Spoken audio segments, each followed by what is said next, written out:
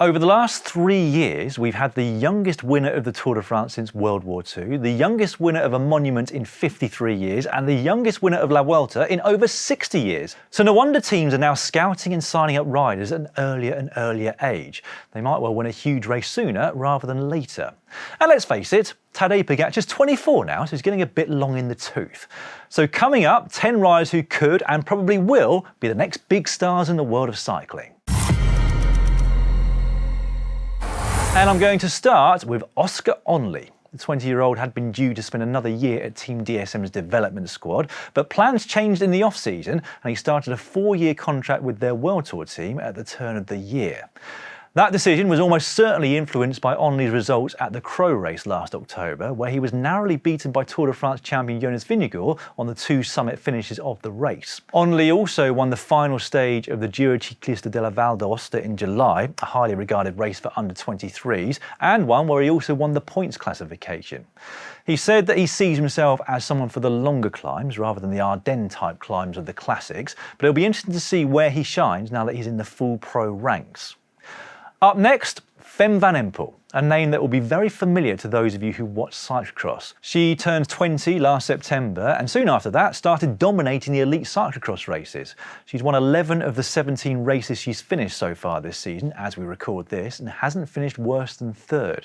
Her experience on the road is limited, but having signed for Jumbo-Visma, that will change very soon. Her best result on the road last year was 9th on a stage at the Lotto Touring and Ladies Tour, but given her immense talent, do not be surprised to see her at the pointy end of some big races already this year. Frenchman Romain Grégoire turned pro this year with Groupama FDJ, having spent 2022 with their development squad.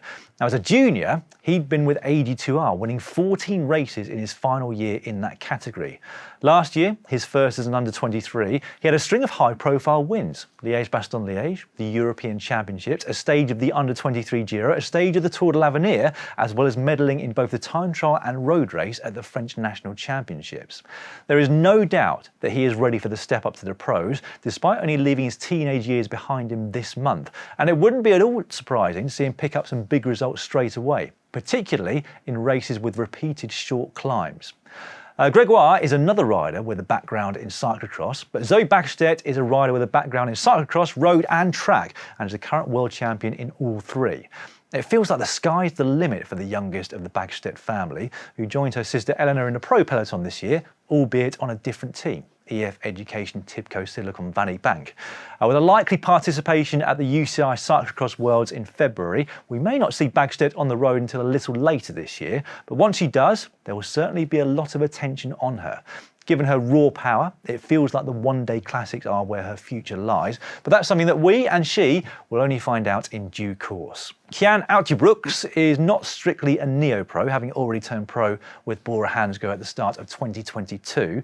The Belgian was, rather unfairly I think, dubbed the next Remco Evenepoel by some national Belgian media after some very strong showings in the junior category.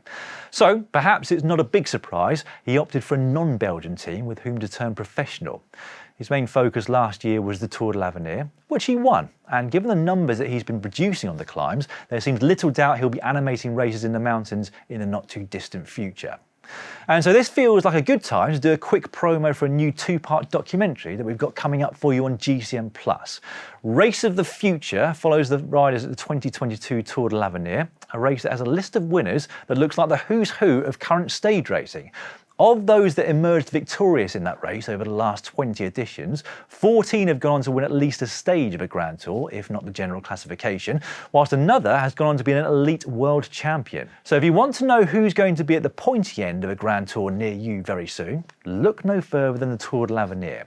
Part 1 of 2 is going to be released on the 17th of January, with the second part coming a week later. First up though, here's a quick trailer for you.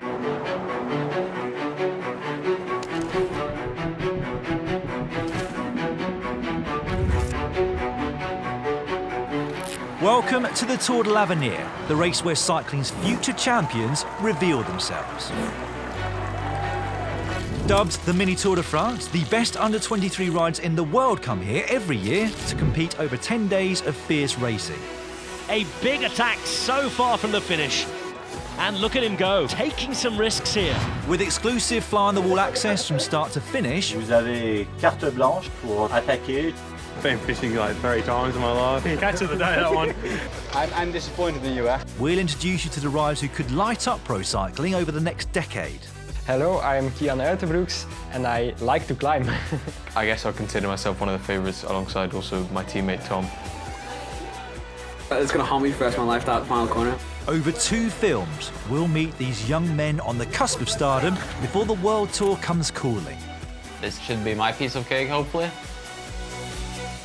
I'm going to be very interested to watch those documentaries back in a few years' time to see how things turned out for all the riders competing last year. Another rider who's turning pro straight from the junior category is Josh Tarling. The Brit has made a name for himself in time trialling, winning every UCI level TT he entered last year, including the World Championships in Australia. This time last year, Nico Matan told me that he thought Tarling would be the next big thing, and with a 3-year contract at Ineos Grenadiers, they obviously believe that too. Expect to see him compete at smaller stage races this year that include individual time trials. And speaking of top time trialists turning pro straight out of the junior ranks, our next rider to watch is Eglantine Rayer, who joined Team DSM on January the 1st. The Frenchwoman won her national championships and took silver at the Europeans last year, but she was also very successful on the road. A silver medal behind Backstedt at the Worlds was preceded by gold at the Europeans. She's clearly a very capable climber as well, winning atop the Monte Laurent Jalabert in Mont en route to an overall GC win in the early season. I'd expect to see her thrive in the hillier races this year and wouldn't be at all surprised to see her get a place on DSM's Tour de France FAM squad. Jumbo-Visma have been busy making sure they stay at the top in years to come, signing 2 promising young riders in the form of Tom Gloag and Archie Ryan. Gloag won a stage at the Tour de l'Avenir last summer, later joining Jumbo-Visma as a stagiaire, and he impressed as a stagiaire, to say the least, going toe-to-toe with some quality pros at 3 one-day races in Italy, finishing in the top 20 of each. Ryan is the next big prospect of Irish cycling, finishing just off the podium at the Tour de l'Avenir before going on to win 2 stages at the Ronde de l'Isard. It's likely they'll both have a programme of smaller hilly stage races this year, where they can learn the ropes with some of the team's more established riders. And finally, we have the young German Antonia Niedermaier. The 19-year-old spent last year with Canyon SRAM's development squad, but moves up to the World Tour team this year.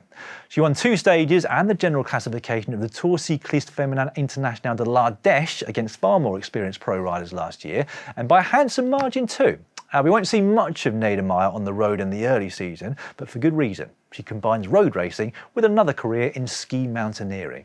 Some people just have far too much talent, don't they?